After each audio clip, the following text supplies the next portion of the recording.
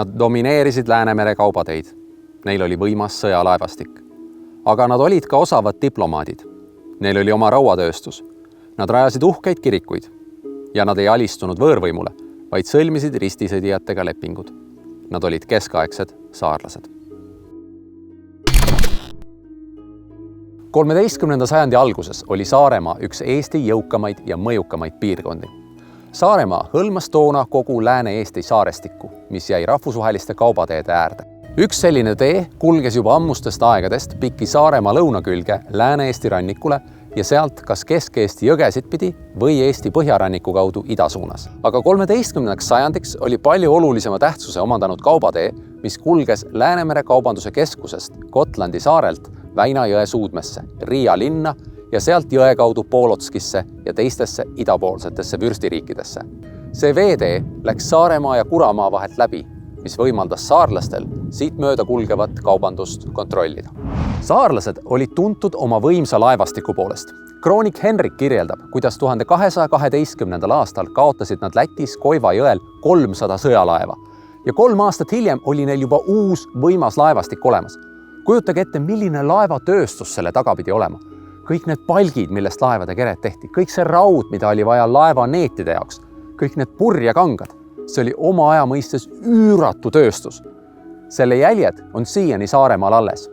Saaremaa põhjaosas on selline koht nagu Tuiu rauasaatme mäed. Seal on terved mäekünkad täis šlakki ehk rauatootmise jäätmeid. Millest seda rauda toodeti? Kohalikust soo- ja järvemaagist. Milleks? Eks oma laevade ja relvade sepistamiseks, aga võib-olla ka ekspordiks. Hinnanguliselt toodeti Tuiu kandis 12. kuni 14. sajandil umbes 2000 tonni rauda. Tänu võimsale laevastikule oli saarlastel lai haare. Ühest küljest hoidsid nad enda hirmu all nii Rootsi ja Taani rannikuid kui Mandri-Eesti alasid. Arvatavasti juhtisid just saarlased retke, mille käigus põletati maha Rootsi esimene pealinn Sigtuna. Teisel pool võisid nende laevad purjetada Peipsile välja. Samas käsitlesid nad vist kogu Läänemere idakallast enda mõjusfäärina. Kõik, mis siinkandis toimus, justkui puudutas saarlasi. Kõigepealt oli neil pinnuks silmas ristisõdijate tugipunkt Riia linn, mille hävitamiseks nad organiseerisid suuri mitmest sõjaväest koosnevaid manöövreid. Kui Rootsi kuningas saabus 1220. aastal sõjaväega Läänemaale ja seadis end sisse Lihulas, siis saarlased tulid ning hävitasid nende garnisoni. Sealhulgas langesid ka rootslaste jarl ja piiskop ehk nii-öelda tippjuhtkonna liikmed. Kui taanlased rajasid tugipunkti Tallinnasse, käisid saarlased mitu korda seda piiramas ja kutsusid kaasa mitte ainult mandrieestlased, vaid isegi Novgorodi vürsti. Seda, et saarlased polnud suvaline röövlikamp, vaid laia diplomaatilise haardega, näitab ka see, et saarlased olid kirjavahetuses Lübecki linnaga Saksamaal. Aga kas Saaremaa oli selline mereröövlitest paganate pesa, nagu kroonikatest mulje jääb? Tegelikult on mitmeid tõendeid, et Saaremaal oli kristlasi juba enne 1227. aastat, mil saar ametlikult ristiusustati. Ja mitte ainult, kristlasi oli isegi Valjalas, Saaremaa keskuses, mis oleks pidanud olema kõige paganlikum koht üldse. Sealse kivikiriku kooriruumi alt on leitud kristlikke matuseid, mis pärinevad 12. sajandi lõpust või 13. sajandi päris algusest, ehk siis mõned kümnendid enne seda, kui saar ametlikult ristiusustati. Tegelikult oli ilmselt saarel nii kristlasi kui paganaid. Kes tahtis Euroopaga äri teha, sellel oli kasulik hakata kristlaseks. Ja tundub, et siin oldi selles osas suhteliselt liberaalne. Kui tahad, ole kristlane, kui tahad, ole pagan. Aga probleem tekkis sellega, kui paganlikud saarlased käisid kristlike maade rannikuid rüüstamas. Selline liberaalsus kristlastele ei sobinud ja oli vaja teha saarlastest korralikud ristiinimesed ning kehtestada ristiusk kogu saarel.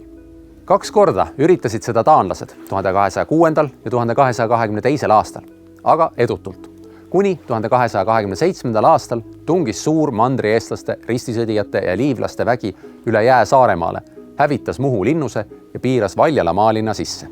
Lõpuks nõustusid saarlased kogu maal ristiusu vastu võtma. Kas Saaremaa jäi võõra võimu alla? Tegelikult mitte. Pärast Saaremaa ristimist läksid ristisõdijad tagasi mandrile ja elu saarel läks suuresti vanaviisi edasi. Mitu korda 13. sajandi jooksul ütlesid vähemalt osad saarlased ristiusust lahti ja siis jälle tulid kas ise usku tagasi või mõnikord ka sunniti selleks. Aga alistumise asemel käis kõik lepingute kaudu. Sellistest lepingutest on meil infot 1241. ja 1255. aastast. Sisuliselt oli süsteem selline, et saarlased olid Saare-Lääne piiskopi ja Saksa ordu liitlased.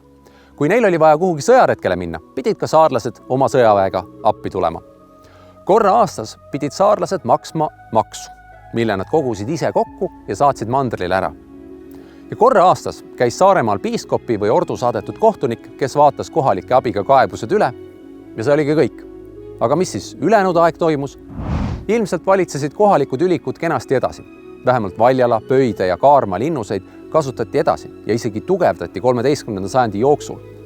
13. sajandi lõpus saatsid saarlased saadikuid paavsti juurde ja veel 14. sajandi keskel Jüri ja ülestõusu ajal olevat saarlasi juhtinud keegi kuningas Vesse. 13. sajandi keskpaigas hakkasid Saaremaal kerkima uhked kivikirikud, mis olid suuremad ja võimsamad kui kusagil mujal Eestis, kui välja arvata linnakirikud. Pöide ja Karja kirikute skulptuuridel on kujutatud kohalikke eestlasi. Muhu, Valjala ja Pöide kirikutest on leitud hauaplaate, mida seostatakse kohalike kristlastest ülikutega. Kas need olid võõrvõimude rajatud kirikud? Mitmed ajaloolased ja arheoloogid arvavad hoopis, et nende kirikute ehitamist rahastasid jõukad saare ülikud ise.